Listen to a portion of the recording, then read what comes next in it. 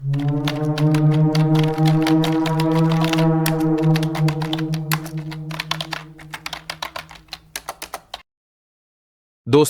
आप सभी से निवेदन है कि इस वीडियो को अंत तक जरूर देखें ताकि आपको इतिहास के बारे में जानकारी हो। राजस्थान को वीरों की भूमि भी कहा जाता है। राजस्थान में कई वीरों ने जन्म लिया है। उनमें से ही एक वीर है महान सम्राट पृथ्वीराज चौहान, जो हिंदू वंश के पहले सम्राट राजा थे। उसी के बारे में आज का हमारा वीडियो होने वाला है।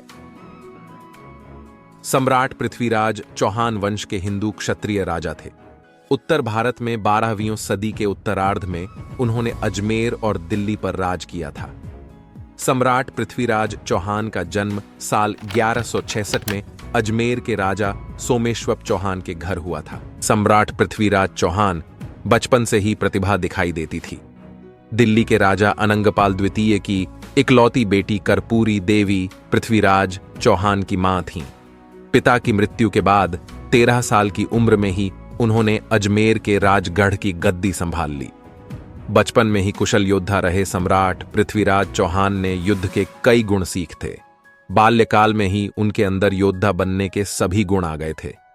दिल्ली के शासक और पृथ्वीराज चौहान के दादा अंगम ने पृथ्वीराज चौहान के साहस और बहादुरी की कहानियां सुनी तो बहुत प्रभावित हुए।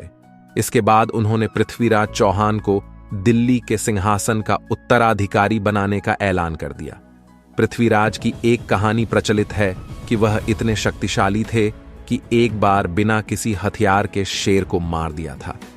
दिल्ली राज सिंहासन की गद्दी संभालने के बाद पृथ्वीराज चौहान ने किला राय पिथौरा को बनवाया था। उन्होंने सिर्फ 13 साल की उम्र में ही गुजरात के पराक्रमी शासक भीमदेव को युद्ध में हरा दिया था।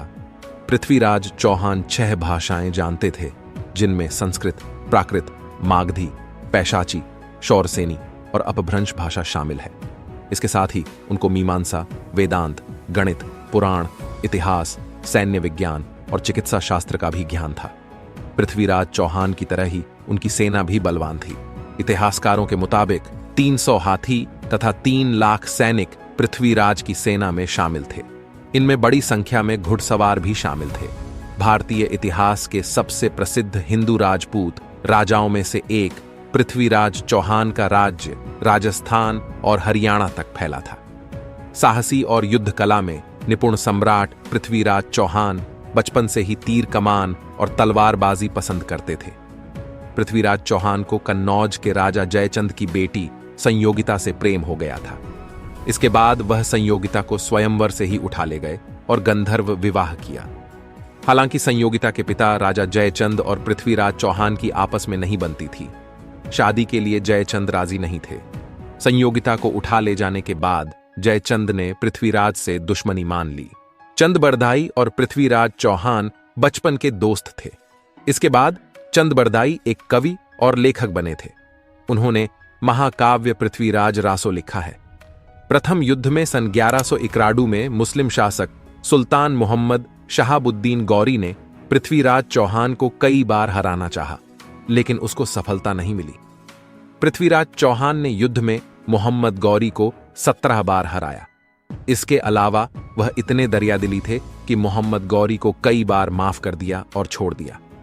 18वीं बार मोहम्मद गौरी ने जयचंद की मदद ली और युद्ध में पृथ्वीराज चौहान को हरा दिया। इसके बाद उन्हें बंदी बना लिया और अपने साथ लेकर चला गया। पृथ्वीराज चौहान और चंदबरदाई दोनों को ही कैद कर लिया गया। मोहम्मद गौरी ने सजा के तौर पर पृथ्वीराज की आंखों को गर्म सलाखों से फोड़वा दिया। मोहम्मद गौरी ने चंदबरदाई से पृथ्वीराज चौहान की अंतिम इच्छा पूछने के लिए कहा, क्योंकि चंदबरदाई और पृथ्वीराज आपस में मित्र थे। पृथ्वीराज चौहान शब्दभेदी बाण चलाने में माहिर थे। मोहम्मद गौरी को इस बात की जानकारी दी गई, जिसके बाद उसने कला प्रदर्शन के लिए इजाजत दे दी। पृथ्वीराज चौहान को जहां पर अपनी कला का प्रदर्शन करना था, वहां पर मोहम्मद गौरी भी मौजूद था। पृथ्वीराज चौहान ने चंदबरदाई के साथ मिलकर मोहम्मद गौरी को मारने की योजना पहले ही बना ली थी।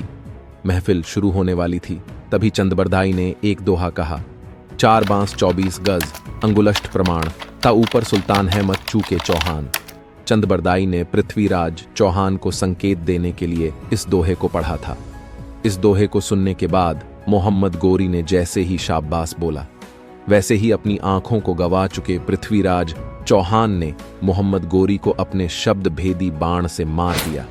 हालांकि सबसे दुख की बात यह है कि इसके बाद पृथ्वीराज चौहान और चंदबरदाई ने दुर्गति से बचने के लिए एक दूसरे को मार दिया। ऐसे पृथ्वीराज ने अपने अपमान का बदला ले लिया। पृथ्वीराज के मरने की खबर सुनने के बाद संयोगिता ने भी अपनी जान दे दी। तो दोस्तों, आपको यह जानकारी कैसी लगी? आपको यह जानकारी अच्छी लगी है तो चैनल को सब्सक्राइब कीजिएगा ऐसे ही और वीडियोस देखने के लिए। और इसी के साथ आप अपनी राय इसी वीडियो के नीचे कमेंट सेक्शन में जरूर दीजिएगा। अगला वीडियो हम किस विषय पर लाए? जय जय राजस्थान।